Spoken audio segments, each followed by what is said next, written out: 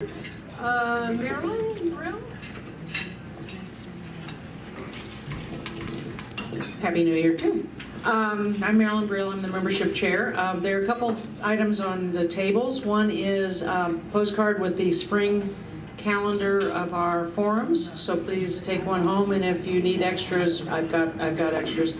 There's also a membership form for anybody who's a guest, or if you know anybody who might be interested in joining the league. We got a new member just yesterday, so people are continuing to join the league, which is great. And also, as you know, or may know, the league board is undertaking an extensive strategic planning process, and one of the aspects is to get information about who our members are, who we are.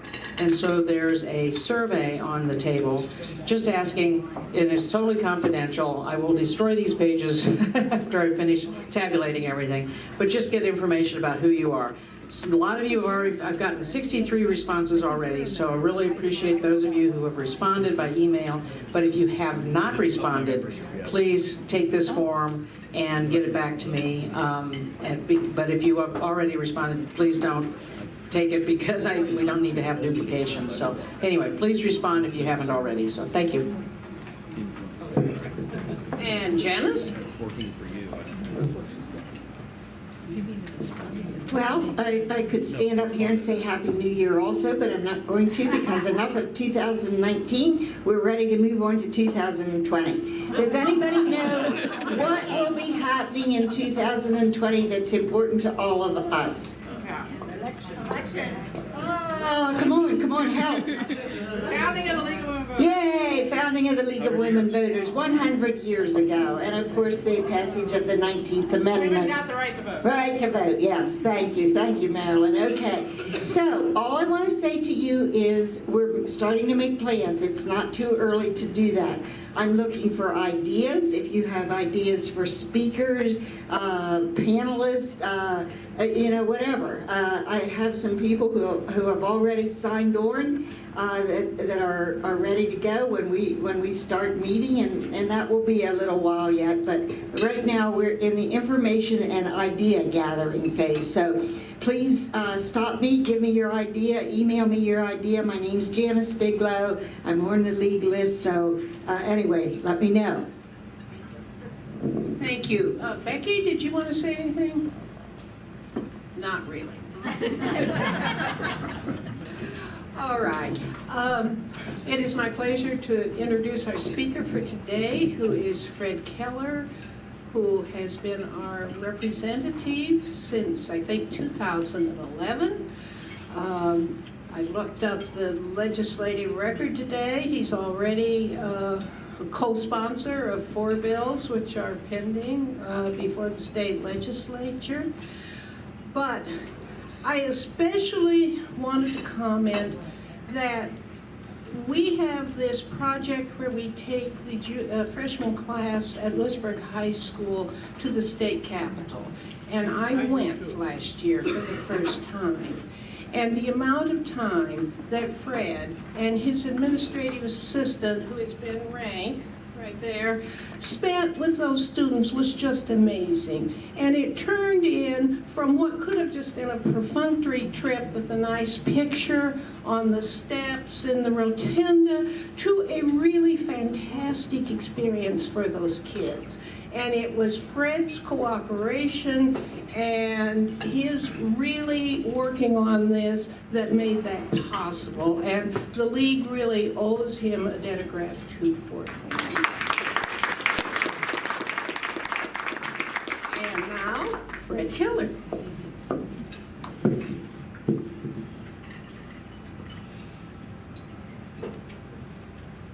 I brought a couple notes.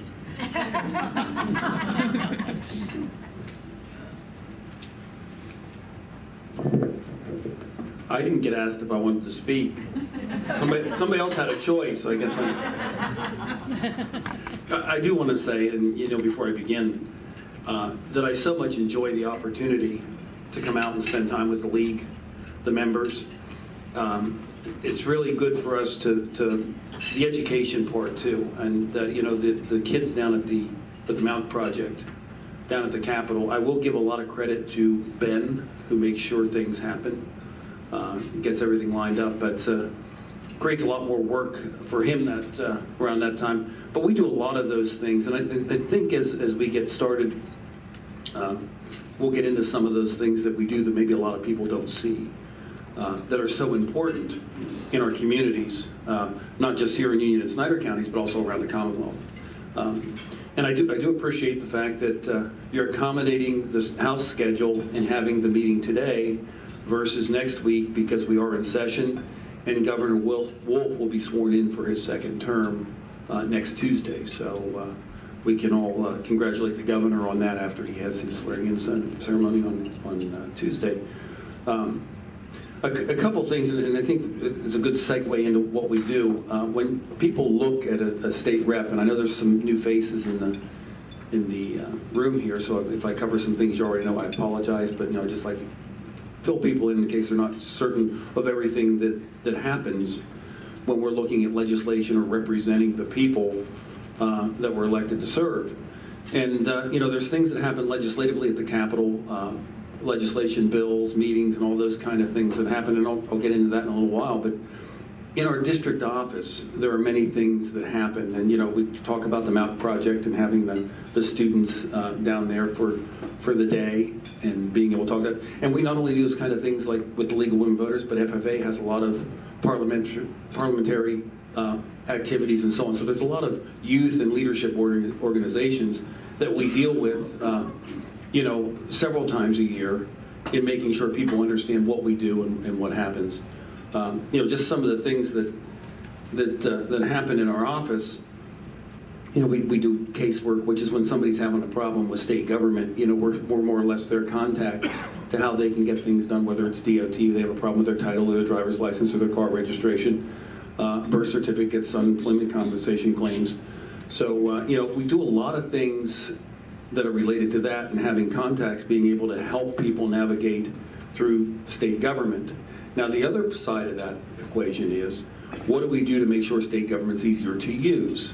So we take that experience when somebody comes in and say, hey, I'm having this problem, and we see how we can take and change things, whether it's with how somebody applies for a permit or what have you, and improve the process for the people who live and count on Pennsylvania to be doing things effectively.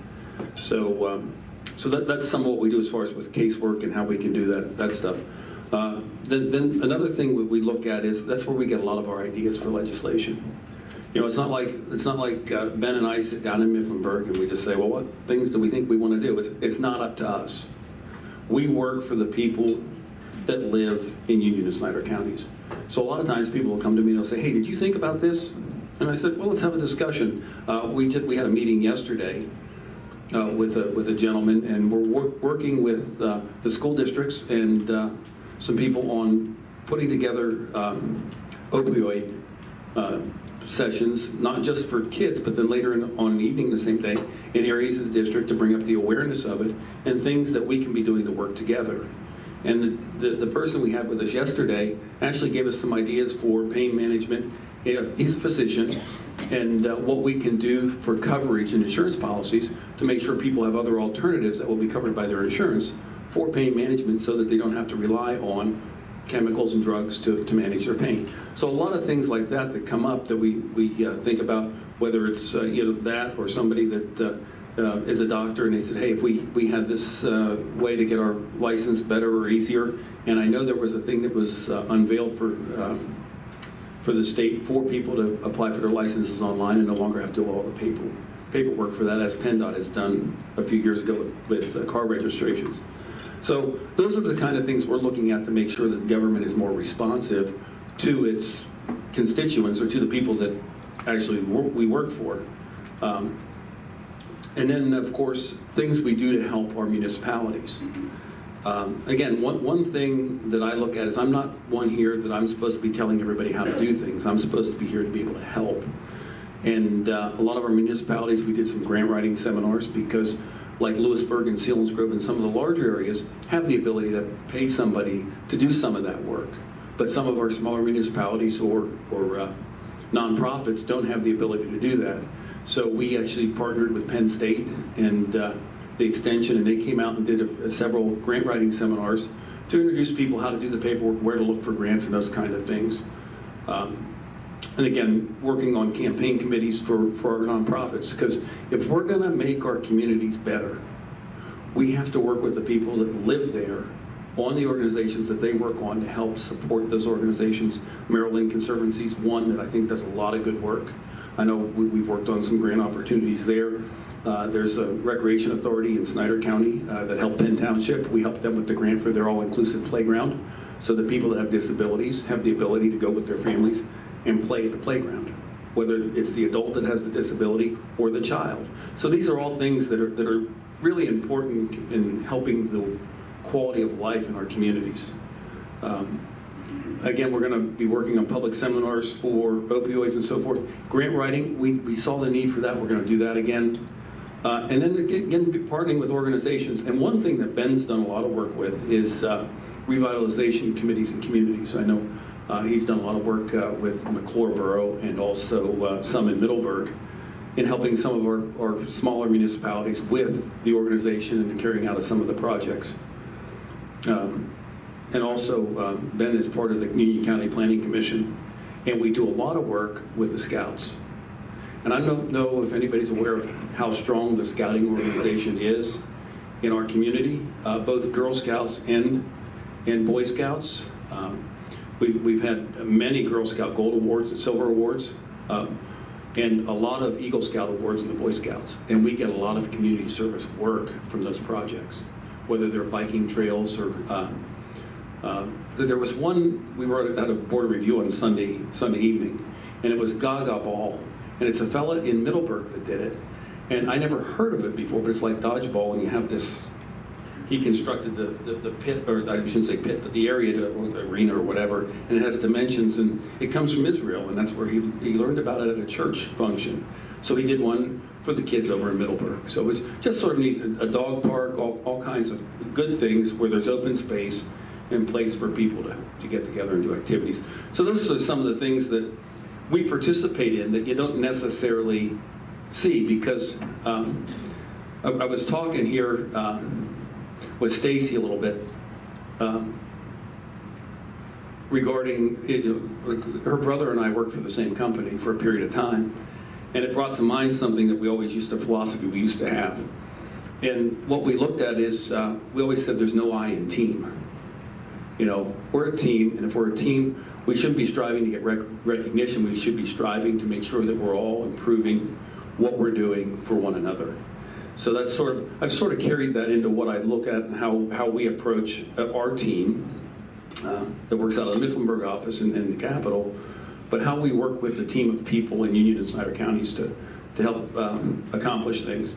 And that's part of the way we do it from the community level, with the organizations in which we participate, the help and value that we bring when we're trying to get things done and bring dollars back, quite frankly, state dollars, back here to Union and Snyder counties.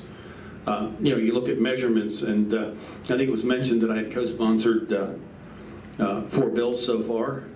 You'll notice that there are some people that, and I know this was brought up last year, that some of the local reps co-sponsor many more things than I do, and that's true. Usually I'm very careful about what I co-sponsor, because some things can maybe not be what they are when you start to get into the amendment process and so on. But more importantly than co-sponsoring is what actually happens to get done. And I have an example of that. There was a bill in 2011 that dealt with solar energy credits. And that's something I didn't know about. I got into office, and I had a farmer from Union County said, "Hey, Fred, you need to get on this bill because it deals with the renewable energy portfolio standards. And we all have these solar farms, and we can't sell our credits because now everybody's dumping solar energy into Pennsylvania." And I looked at him and I said, "Well, you know what, I'm kind of a free market kind of guy." He said, "But we can't sell into other states." I thought, wow, that's a problem. So looked at it, I actually co-sponsored the bill. And the point of co-sponsorship is it takes 102 votes in the House to pass anything out of the House. That bill was introduced or referred to committee on October 20th, 2011. The session ended, And the bill went nowhere and had 107 co-sponsors. Now, you would think a bill with 107 co-sponsors, more than the majority, would pass. Never came out of committee. So co-sponsoring isn't the end-all to be-all to getting things done. What it is the advocacy you use to get there. And with this particular bill, it was Chris Ross's bill, and he was from Chester County. He's since retired. And it was he probably had it until 2015, and I said, "Do you mind if I take a stab at it?" And he said, "Well, maybe a conservative guy from the center part of the state can get this done," because he said that people are just viewing it as a a renewable energy green thing, and some people aren't getting on board with it. First question I asked him is, "Where's the Farm Bureau on it?" Because if you want to get rural people, and you got to look at the organizations that are pushing these things. And he said he hadn't talked to them. So that's the first thing I did. I talked to the Farm Bureau, and I said, "Hey, you need to talk to your members. Your farmers have these solar installations. Solar energy is important." And we started building a coalition. And needless to say, I don't have a bill that says this became law. What we had to do, as you know, as I mentioned, it had 107 co-sponsors. So it was tough to get some people to do it. We put it in the fiscal code that year. So it did become law, but it didn't have anybody's name attached to it other than the person who was actually the author of the fiscal code. But it took quite a bit of work to get that done. And it doesn't matter. I mean, somebody said, "Well, you won't have your name on the bill." I said, "I don't need my name on the bill." We had that issue with another one that dealt with the Game Commission and some of the regulations. And they had a silly regulation that was hurting some of the people that dealt with animals in our district. And I called the Game Commission, and they didn't want to change it. So I said, "Well, I'll introduce a bill." And I called Senator Gordner's office and talked to Phil Dunn. I said, "Phil, when this comes over, we have promised to run it." And we had it all worked out, and I called the Game Commission and said, "I have my bill I'm going to run." The guy said, "Just a minute. We have a meeting coming up next week. We'll put it on the agenda." They got it done. I called the senator's office and said to Phil, he said, "We're not going to send that bill over." He said, "Why? Don't you want credit for it?" "Don't need credit for it." Got done. That's how we approach things. And I think it's so important to try and do things that way. Another one, and I know I worked with people that are here today on this one. I was not a co-sponsor of it, but I thought it was great legislation. And I did a lot of work on it. It was House Bill 2060. And I don't know if everybody here is familiar with that bill. But, some people, it shocked some people that said, "Well, Fred, you're going to get up and speak on that bill when it deals with people and who can and cannot have firearms." And as I said then, and I will say it again, and let everybody know that every right has a responsibility. And when people demonstrate that they're not responsible with their rights, there's consequences. So that's just a couple things. And I think it's important to understand the process with co-sponsorship and so on, because a lot of these things will get pushed out as co-sponsorship. And there's probably about 4,000 pieces of legislation that get introduced in the General Assembly between the House and the Senate every year. And a handful of those actually become law. And not all, as I said here, not all of them become law through a bill of their own, but may be added into a code bill or something during the legislative process. So I think we should be very careful on how we measure the success of what's happening. Are we working together? Are we getting things done? Are lives improving in our Commonwealth and in our communities? And again, I'm a firm believer that a lot of that begins right at the community level. That's why Ben in our office has been so involved in things that start right here in Union and Snyder counties. Because then it's us pushing ideas to Harrisburg and not Harrisburg pushing ideas to us. So that's a little bit about that. The other thing I would like to sort of talk about, and I don't know how I'm doing, I'll try not to filibuster. I know I'm not going to read the book here, but I brought it for an illustration of something that and there's a couple of notes I have in it. But there's going to be some priorities this session, and as I mentioned, one of them is going to be the addressing the opioid crisis that we've been seeing. That, and of course, heroin is a huge issue also. So what we do with that going forward. Also, education, job readiness. I know everybody talks about how many jobs are out there, and how we can make sure people are ready for those jobs. In fact, I'm working on a project with a fellow from New Berlin to try and see what we can do with the VOTEC school, and how because he had some ideas on retraining of adults. And I actually talked to him about, and I don't know how many people are familiar with this, but a lot of the trade unions have training centers. And we toured the training center probably 5 or 6 years ago. we toured the training center in Lebanon to find out actually what happens. And it was the Carpenters Union that had the training center. And I tell you what, they do a fabulous job of making sure people are ready for jobs. And you know, the pipe fitters have training centers and we're working on how we can get some of the people in our community and have those maybe the unions take a look at what happens here in central Pennsylvania, maybe partner with some of those people to help them pay for their education or get them trained. Ideas are in the infancy stage right now, but the fellow and I have been working on this for a couple months now, and we're trying to make sure we have things available to train and make sure that the people in our area, because if there's one thing I know, and it's been reaffirmed every time I get to go out and work with people in the community, is the people that live in Union and Snyder counties work very hard, and they're very intelligent, and they care deeply about where they live. It doesn't matter whether you're in Lewisburg or McClure or Hartleton or Selinsgrove. It's a great community, great communities throughout the two counties. So that's some of the job readiness. Also, school safety. I know that's a huge issue. That we've done some things last year with an additional $60 million into grant programs for school districts to implement and to study what they can implement into making their schools safer, our schools safer. And in looking at that, it goes back to one thing that would help spread our tax dollars more, get more done, and not have to increase taxes on anybody, and that's prevailing wage reform. It's been a thing that I know our municipalities have been struggling with for a long time. And my proposal has never been to do away with it. It has been to adjust it according to inflation rates, which would now, the current threshold is $25,000. The threshold for inflation, that was set in 1963. That threshold now should be $207,000 is where it should be. So, but the one thing I'm looking at doing to try and get consensus is saying if we have a project that's identified through the grant money that was given out for our safe schools, that project should be exempt from prevailing wage. Because if it's about keeping our kids safe, we should be able to take those dollars and stretch them as far as we can to get it done. So, so that's one thing. So the sort of the school safety leads into a couple other priority things.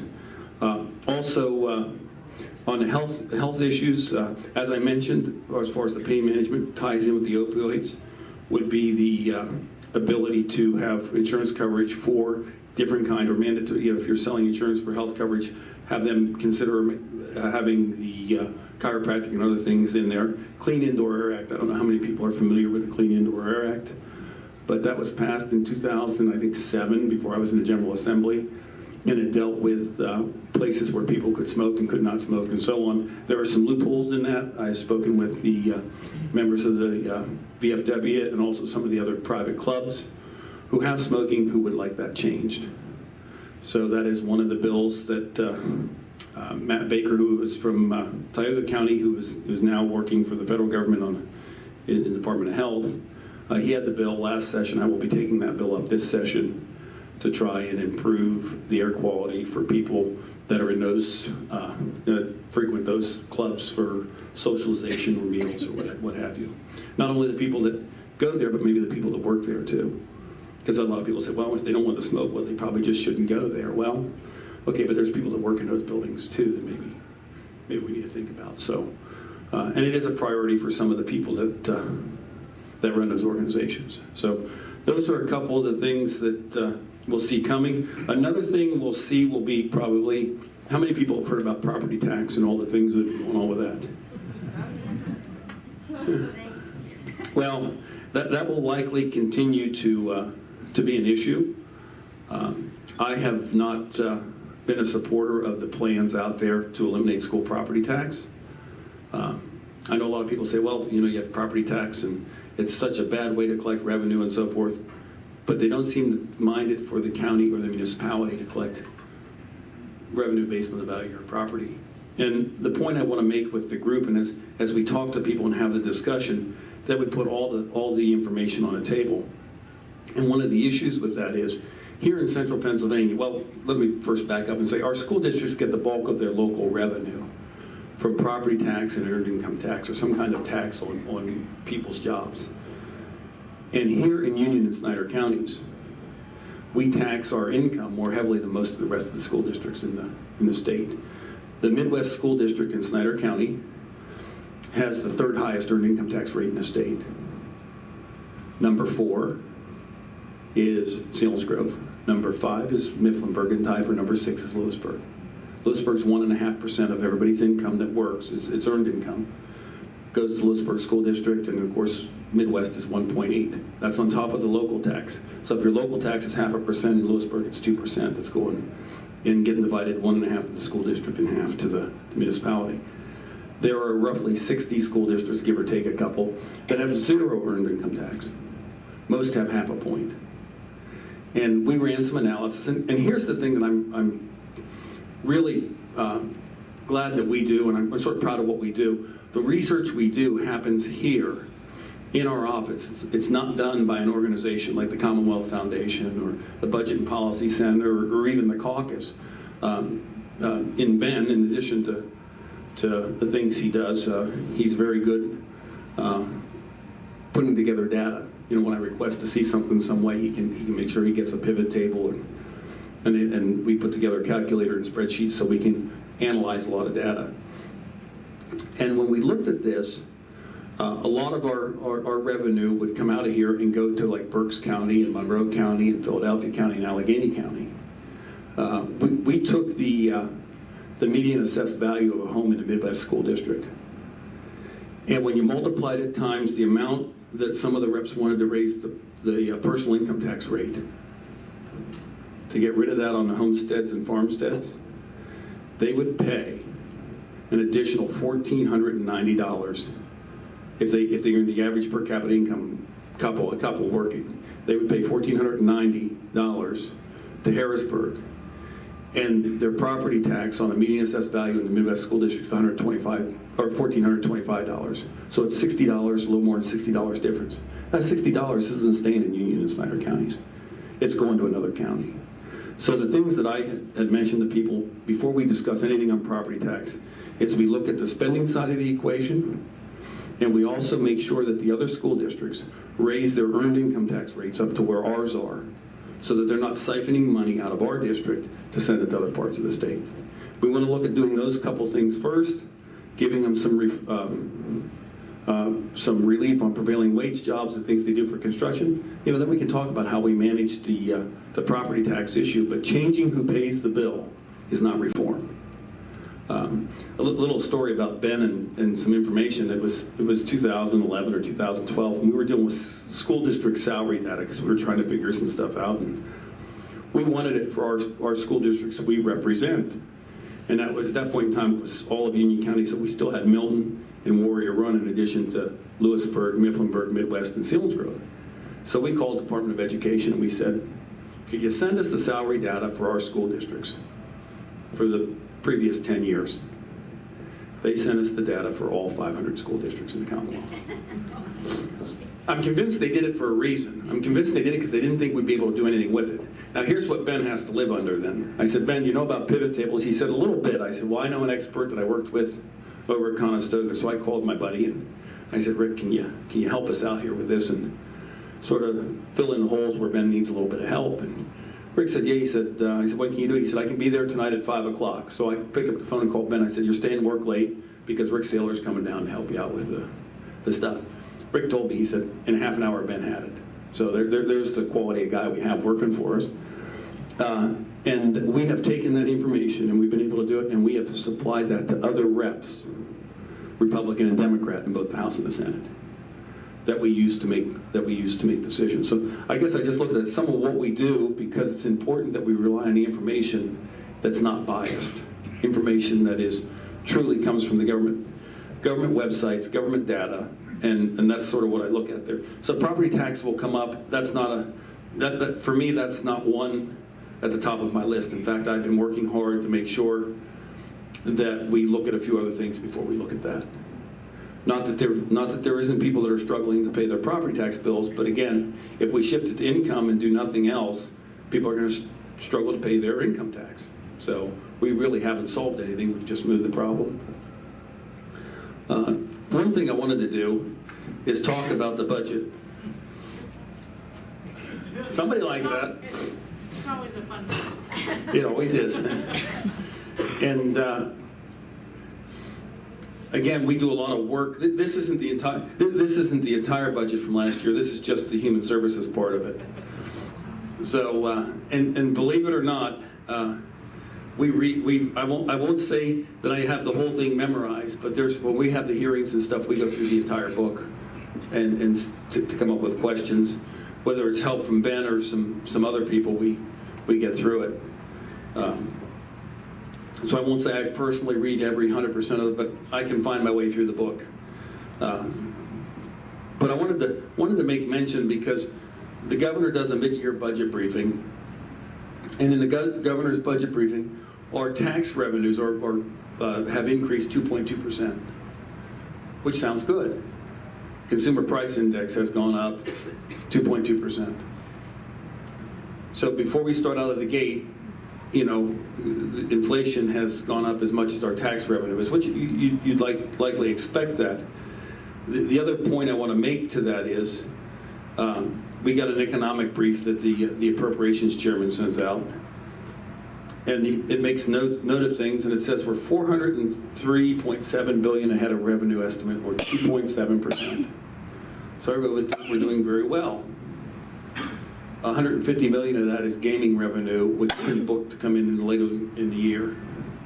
He didn't make a footnote on there about that, but that's just the way it is. So we're not 403, we're probably 250 million ahead of where we should be. And then if we've been paying attention to what we're doing, and I think people in the community may have more than some other people, of course, and again, I'm a numbers guy. This is the kind of stuff that I do, and I focus on the budget because without a healthy financial status, our Commonwealth can't do anything. If we want to fund education, or we want to help with the opioid crisis, or we want to help do anything with our local governments or whatever we're doing, the state government, if we don't have a healthy financial status, we're not going to be able to do it. So that's why I focus so much on the budget, and that's why my priority is what we do as a General Assembly on the budget, because we can want to do all the things in the world, and I think if money were unlimited, we would do that. I remember right after I started managing at Conestoga, my boss said, anybody can do it with all the money in the world. He said, the problem is we don't have all the money in the world. And that's the same problem as the taxpayers in the Commonwealth. They don't have all the money in the world. But we did some things when we looked at our budget a couple of years ago, and that was the bond against the tobacco settlement money. I don't know if people are familiar with that, but we borrowed $1.5 billion to plug a hole against tobacco settlement money, and that's one I fought against, and I lost that fight. But the debt service on that wasn't started to be paid the following year, which would have been the year we're in now, 1920 budget. We start paying that debt service in, the 18-19 budget. We start paying it in the 1920 budget cycle. So this year we're going to have $110 million snapback for that. We're going to have $50 million come out of the motor license fund that we're going to have to fund for the state police. We've got probably about $420 million that was one-time revenue used in the last budget from human services before we even start. So that 2.2% growth, we've already used that up. So again, we're going to probably hear that there's some issues with that. Now, there isn't anything that we can't overcome, which goes back to the positive thing about Pennsylvania, and that's the people that live and work here. And I think if we look at what we do and make the case for what we want to do, we can solve the problems. The problem is we need to be able to look people in the eye and say, this is what we need to do. I know when they were looking at borrowing the money, nobody wanted to raise taxes. I don't like raising taxes. I think a lot of times we have a spending problem more than we have a revenue problem. But I would sooner do that than borrow $1.5 billion. And that's when I said to the majority leader, Dave Reed, at the time, Dave, as much as I hate this, I would sooner raise the personal income tax a quarter of a point. 1 point gives you about $4 billion. So a quarter point would have given you about $1 billion. Raise it a little bit, cut some other things, and then we're done. And then our kids, because you talked about having the kids down to the Capitol. Well, guess what? That tobacco settlement is being paid back over 30 years. So when kids graduate from college that were in grade school last year, they're not only going to pay their college debt, they're going to pay their grade school debt. And that was my argument on the House floor. That didn't get near as much fanfare as my argument on House Bill 2060, but that was my argument on the House floor. the fact that we had done some things. But I guess the point of saying that is those things are going to come back into this year's budget. And I'm just hopeful that this year, the governor and the General Assembly will be as willing to work together as we were last year. It didn't happen the first 3 years, but it happened last year. So I'm just hopeful that we can look at that. We can say, okay, here's what the priorities are. Here's the revenue we have. Here are the ideas, and how do we solve that? So that's a little bit. So that's a little bit on the budget. That will probably take up, especially this spring, most of the time. We have not seen any preview of the governor's budget address, but I will be looking forward to hearing the governor's ideas the beginning of February, and working with everybody in the General Assembly and the governor's office to come up with a plan that benefits the Commonwealth. I just hope that it isn't one that puts more debt on people that, I call that, actually my remark was 240 years ago, our founders of our nation said there should be taxation without representation, and now in Harrisburg, a couple hours away from where that was said, we're putting debt on our children who have no say in it. So that's sort of what I think, and where things have been. I don't know if I took up too much time, not enough time, but what I'll do is I'll open it up to questions if anybody has any questions. I knew you weren't going to let me off the hook. Mary's acting like there was nobody here. Well, Wait, Mary, I'll get this turned on. it's not that big deal.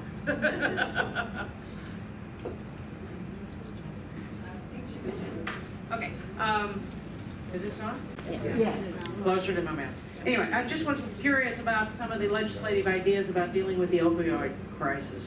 What are some of the ideas that might come up for any legislation? Okay. If I can just sort of back up a little bit. Last year, in the past year or so, we did a few things that dealt with registries, continuing education for physicians. So we did do some things there. The things upcoming I would see we would do was, and the idea we had yesterday was a model, a Pennsylvania model that would be specific for our continuing education. So we might tweak or set guidelines rather than just say it has to be on this. It might be specific to what's happening in Pennsylvania, because that might be a little different than West Virginia. West Virginia did it a little differently than we did. So we might take a look at what West Virginia did and say, if that's working better, prescribe what would help specifically to Pennsylvania as far as the continuing education. And again, as I said, probably some things with pain management and what insurance companies should cover when it comes to somebody that has an injury, rather than just the opioids. So there's still some ideas that are coming out, but that would be where I would see we would start as far as dealing with the opioids. Taking a look at how we can make sure that alternative methods are covered by insurance, because some are not. Some plans don't cover chiropractic and other items. And then, of course, probably looking at more specialized training if we have things that are unique to what's happening in Pennsylvania versus other states. Anybody else?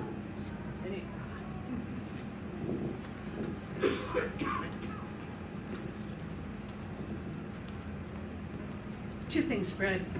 Following up Marilyn's question, you just talked about the preventive side.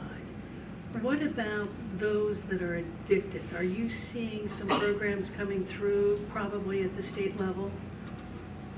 But before you answer that, let me thank you for being so important to the passage of Chris Ross's bill. That solar renewable energy credit is really important to Pennsylvania, and I'm glad you know that, and thanks for knowing that. Well, thank you. And actually, the issue we had with that is we didn't get as much done because we couldn't deal with existing contracts. We can only deal with future contracts. So we should see that change as new contracts, according to the Constitution, the Impairment Contracts Clause. Just going to get better? But we should see that soon start turning. Yeah, there are things and programs that would be available for people that are addicted. And I think there's another thing that we need to do. And Preston Boop got me involved with the drug treatment courts about 10 years ago, 9 or 10 years ago. And he took me and said, hey, Fred, you really got to see what's the work that happens here. And I'd like us to do some things also there that people don't have to wait till they've been in jail to get sentenced to a drug treatment court. Now, some of the things isn't, some people say, well, sometimes it works because they have to go there and do it, but I think making things available in treatment programs for insurance are important, and education-wise too. So on the preventative side, I would see, like I said, as I talk some of those things, but for people that are already have an opioid problem, treatment, and how we can extend maybe the length of time they can stay in the treatment, because just to treat somebody and set them, let them go is not helping the problem. And, we learned about that, where people might be off for 6 months and they might not have taken any opioids for 6 months, and they have the medicine to prevent that craving for it. And then they start to sell that because they realize that has value. And then they have the urge to take it, and they take it the dose they took before, and then they end up dying because it's much worse if you've been off it for a while and you go back to the same dose. I didn't know that until we had some of the hearings that Senator Yaw had for the Centers for Rural PA. So I would see some things for treatment side of things to make sure they're in treatment long enough, and they have the drugs and the resources necessary to make sure they stay clean if they're in treatment. Thanks.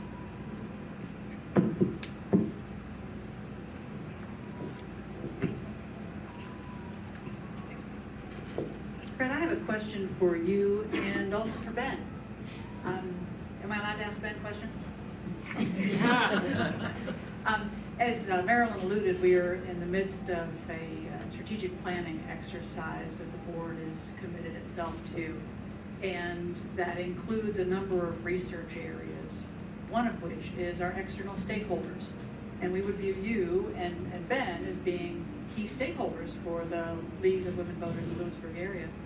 So as you think about our organization, and you think about 7-10 years out in the future, what would you like to see us do more of and be more of in our community?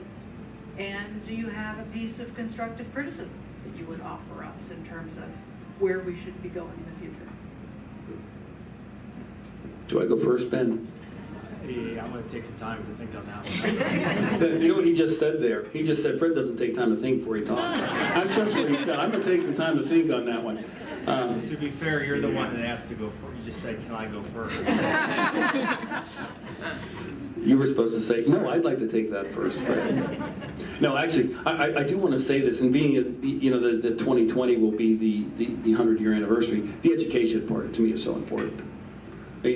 So the purpose for which the league, started out and still does, as far as education, absolutely. I mean, I think that needs to continue. We need to do that.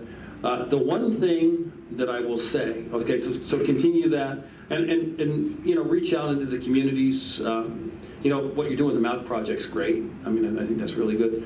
The one thing I will say, and how the league is sometimes viewed by people, is that it's, and again, they view it as partisan in people that are mostly Democrat and on the liberal side of things. And, I don't know how but being aware of that, because I tell people, I said, I was the League of the, when I got elected, I joined the first year. And I tell people I'm League of Women Voters, and they look at me and say, really? I said, there's a lot of nice people at the league, okay? And again, I think the fact that, you have a lot of people, but I think sticking to education issues, and here's the issue, here's, and as much as one can present all sides of it and say, make up your mind, I think would be, Have you personally experienced that, Fred? That our women voters not being nonpartisan and objective? They again, people seem surprised that I was a member. No, I meant you personally. Have you experienced that in any way? Oh, okay, gotcha, good. No, I mean, we all have different values. I mean, a lot of times you don't realize somebody's political values until you run for office. there's a lot of people that didn't know I was conservative until I ran for office, because, in Snyder County, because a lot of people knew me, and it's like, they didn't. Of course, they're ones that really didn't pay attention, because usually, the big board on the back of my truck didn't start in 2010. I did that for about, 12 or 14 years before I ran for office for other candidates. So, although I didn't always have the Republican on there. Most of the times I did, but not always. In fact, I supported Peggy Chamberlain. I campaigned for Peggy. And our Auditor General, Eugene D. Pasquale, is a good guy, does a good job. I actually, if anybody was at the chamber breakfast that morning, I said I not only have the privilege to introduce him, but I'll have the honor to vote for him in the fall. I took a little heat for that, but I'm okay with that. So, but I haven't experienced. I think the people in the league have been very friendly, been very helpful. I will say, I wasn't real thrilled when the league sued the General Assembly as a member of the General Assembly, but you can get over those things. Okay, Ben, you're on. Did I talk long enough, Ben? I guess indirectly, That needs to be turned up or something. You can come up here, Ben. no. Well, you have to hold the microphone. I guess my question would be, or my off-the-cuff thought on how the league can address the next 100 years is community engagement more broadly. You have voting as a very specific, very deliberative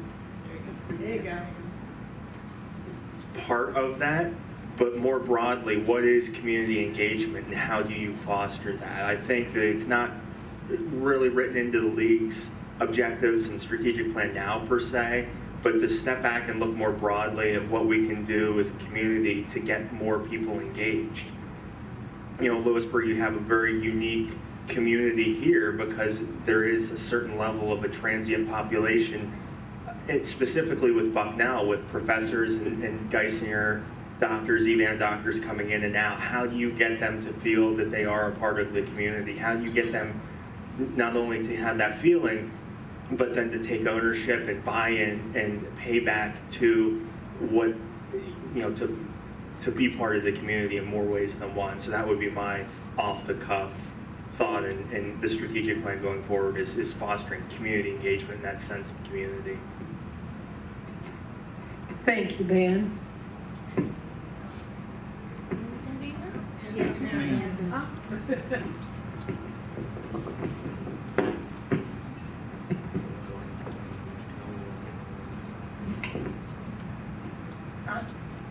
Redistricting, it came pretty close to passing last time. It had the votes, but it wasn't allowed on the floor. And I wonder what you see as the future for redistricting in this next year.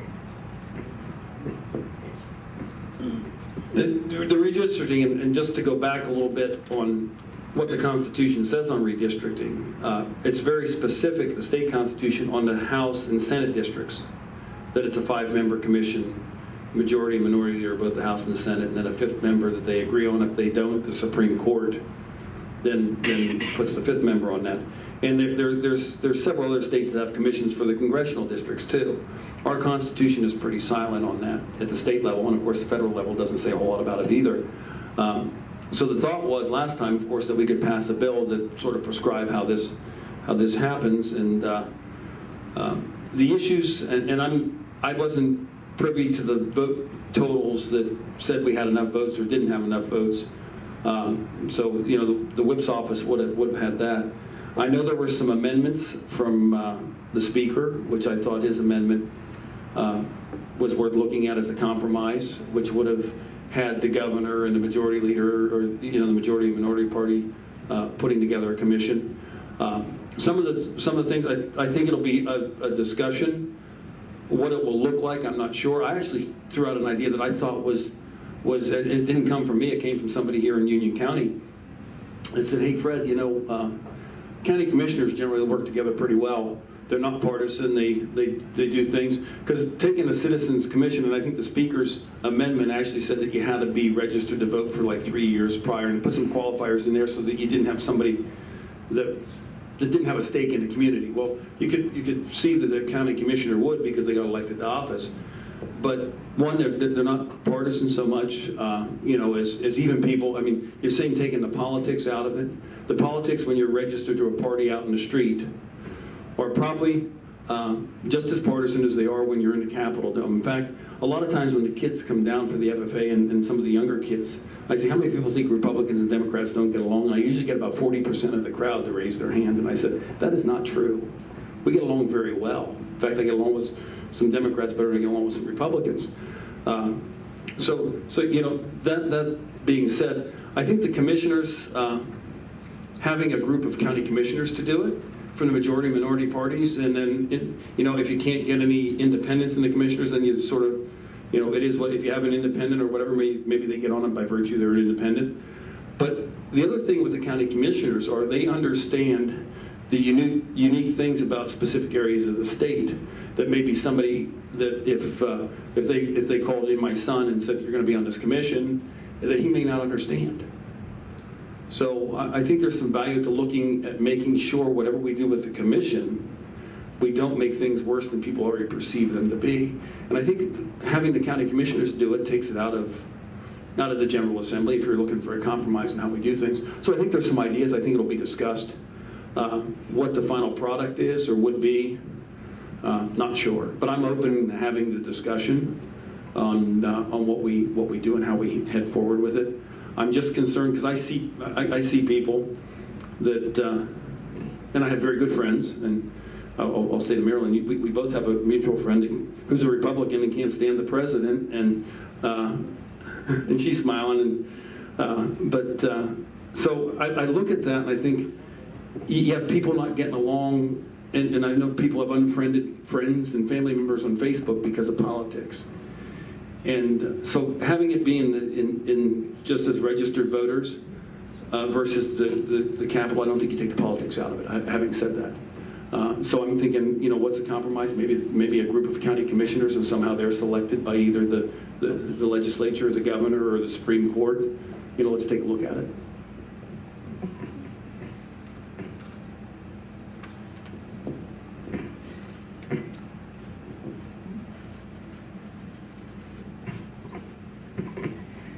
Fred, I think we as the league, and certainly you as a long-time now state representative, would be interested to try to think of ways to get our voters more engaged and to get a better voter turnout, both in the upcoming primary and in the fall general elections. Do you have any ideas that we might, as the league, want to embrace in the coming years? Voter services, we think, is doing a bang-up job, but it's always a challenge, and we're always looking for new ideas. So I'd love to hear from you on this. And again, I mean, that's one a lot of us have been thinking of. I mean, I know the last election we had, I think, 70% turnout in Snyder County and pretty close to that in Union County. If not, we were over 70%. So the one thing is encouraging people to be active, and I think that goes back to some of what Ben was saying as far as making sure people are engaged in their community, because if they're engaged in their community, they go and they vote and they're more active. So I think looking at strategies that get more people involved in their community, I think is a huge thing.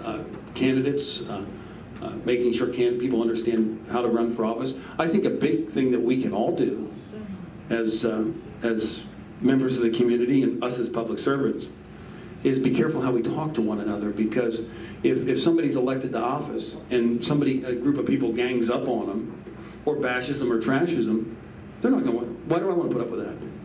If you get a person that runs for office and maybe they did something 10 years ago and they're afraid somebody's going to drag them through the mud on it. Okay, maybe they made a mistake 10 years ago. Maybe it was not a big deal back when it happened. So I think there's some things that we could probably start doing right now as far as teaching the next generation how we should, everybody refers to Tip O'Neill and Ronald Reagan, how they could duke it out and then go have dinner in the evening. And that's sort of the way I look at things too, and how I try to handle things. I mean, everybody knows that the governor and I on certain policies disagree, on some things we agree, but he's a nice guy and he has some good ideas. And we need to focus on those things that we can get done and we can work together on, and the things where we disagree, we need to learn. It's our actions and how we do that, and how we treat one another on both sides of the issue, because sometimes when I see that, it's like, why would somebody want to do it? You know, I think the thing we need to encourage is when people run for office, don't focus on the other person, focus on what your ideas are. You know, don't if I have to tear my opponent down to win an office, then my message is poor.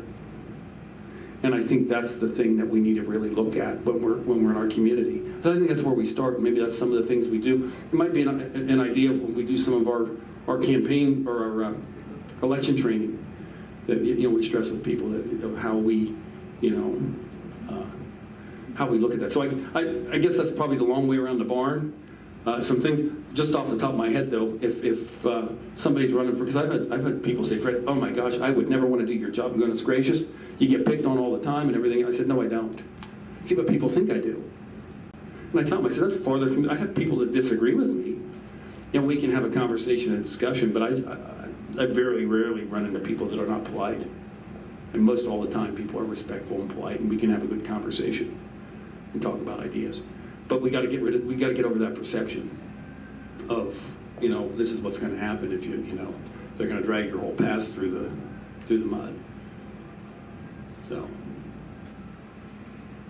All right, is there one final question? We will hang around for a little while afterwards, so if anybody would like to talk one-on-one, has any issue, or if we didn't cover something you want to talk about, we'd be happy to. My question is, I have a pretty big voice. No, it's on. Just turn it on. Did I just turn it on? Is it on now? Yes. Oh, yeah. My question is about the process of how bills come to the floor. You said something before about how this bill that had 107 co-sponsors never got out of committee. How does that happen? Why does that happen?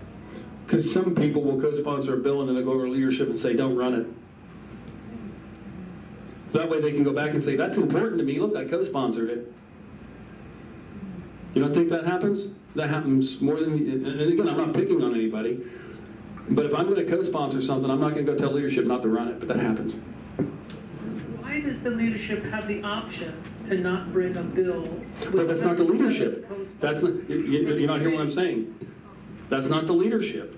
That's the majority of the caucus. When we're caucusing that bill, they're going to say, no, we don't want to run. That's what leadership just doesn't go do what they want to do. We elect leadership, and I've reminded leadership of this. I'm their constituent. And, if we have a caucus meeting, no bill gets voted on in the House unless it has been caucused by both the Republicans and the Democrats. We don't vote on it. And in that caucus room, there's a lot of discussion, and that's where leadership decides whether or not we're going to run a bill. And if there's not a majority of the people in that caucus that want to run that bill, guess what? It's not going to run. So it's not leadership's fault. That's just part of the process. And the idea of having a caucus goes all the way back to Ben Franklin, because he realized you can't get stuff done unless you get enough people behind something to try and move it. And so the metric of co-sponsorship of bills, I'd say look at the person's actions. What have they done? As again, I mentioned, I'm not a co-sponsor in 2060, but I probably worked harder than 3/4 of the people that are on that page to get that bill passed. So.